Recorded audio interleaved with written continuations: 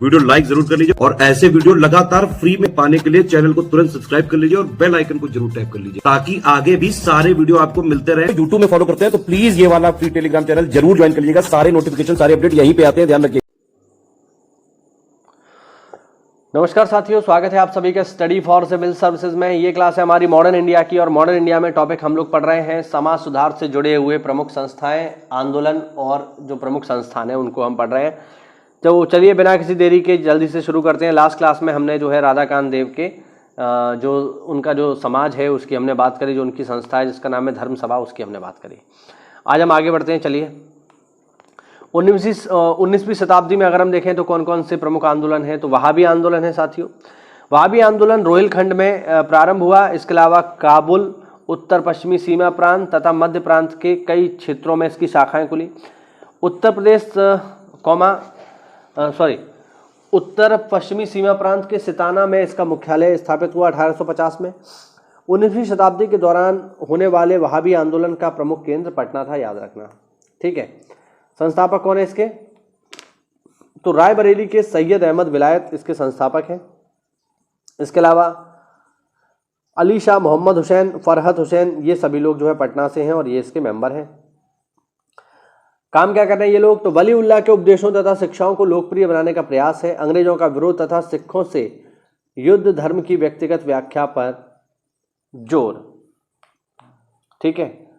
Important बात यह है कि 1870 में भारतीय दंड संहिता में राजद्रोह शब्द शामिल किए जाने के लिए यही आंदोलन जिम्मेदार था। तो ध्यान रखना, राजद्रोह शब्द किस आंदोलन के दौरान जोड़ा गया? तो आप बताओगे वहाबी आंदोलन, ठीक है। वहाबी के बारे में ब्रिटिश सरकार को संदेह तथा भारतीय उपमहाद्वीप में बढ़ती वहाबी गतिविधियों ने भारत में विधि द्वारा स्थापित सरकार के प्रति असंतोष को भड़काने के प्रयास करने वाले गैर कानूनी भाषणों को नियंत्रित करने के लिए राजद्रोह शब्द की शुरुआत की थी, ठीक है, ध्यान रखना।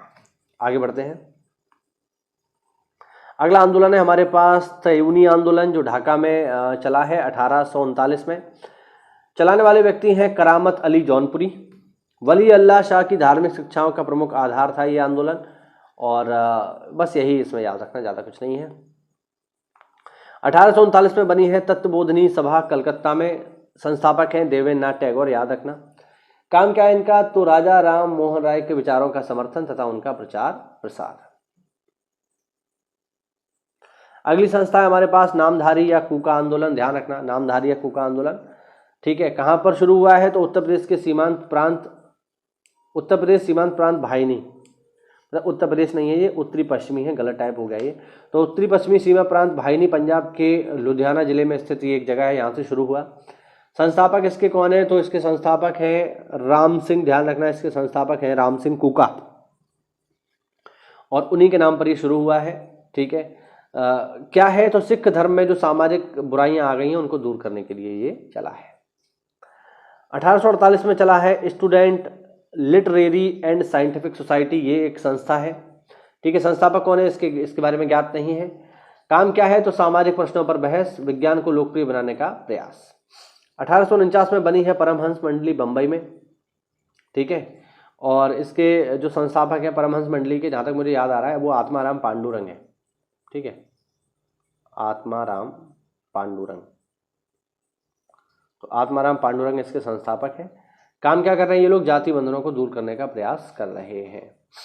आगे देखिए, अगला आंदोलन है रहनुमाई मायद सभा। ये पारसियों का एक धर्म सुधार आंदोलन है, ध्यान रखना, पारसियों का इंपॉर्टेंट है, याद रखना। 1851 में चला है, पेपर में आ चुका है। एस बंगाली, दादा भाई नौरोजी, फारदेन नौरोजी तथा अन्य लोग इसमें शामिल हैं। काम क्या कर रहे हैं? तो पारसियों की दशा सुधारने का प्रयास है। राष्ट्रवाद की शुद्धता पर बल। राष्ट्र गुफ्तार नामक पत्र का प्रकाशन, ये पूछा जाता है राष्ट्र गुफ्तार पत्र किसने निकाला? तो इसके निकालने वाले व्यक्ति हैं दादा भाई नौरोजी, और राष्ट्र गुफ्तार का मतलब है सत्य की बात। आगे बढ़ते हैं। अगली संस्था है हमारे पास जो अभी भी चल रही है, राधा स्वामी सत्संग आंदोलन, ध्यान रखना, 1861 में चला है। आपने जरूर कभी इसको देखा होगा। आप कभी भी ट्रैवल करेंगे तो आपको सड़क के किनारे जो है एक बहुत बड़ा सा गार्डन टाइप एक इमारत मिलती है, मतलब इमारत नहीं होती, बस बड़ा सा लॉन होता है, और वो उनको बनाने का जो तरीका है वो सबका सेम है, और आपको करीब करीब हर जगह ही मिल जाएगा। उस पर लिखा होता है राधा स्वामी सत्संग व्यास, तो वो बेसिकली यही है, ठीक है। चलाने वाले व्यक्ति कौन है? इसको चलाने वाले व्यक्ति हैं शिवदयाल सिंह। ठीक है, शिवदयाल सिंह इसको चलाने वाले व्यक्ति हैं।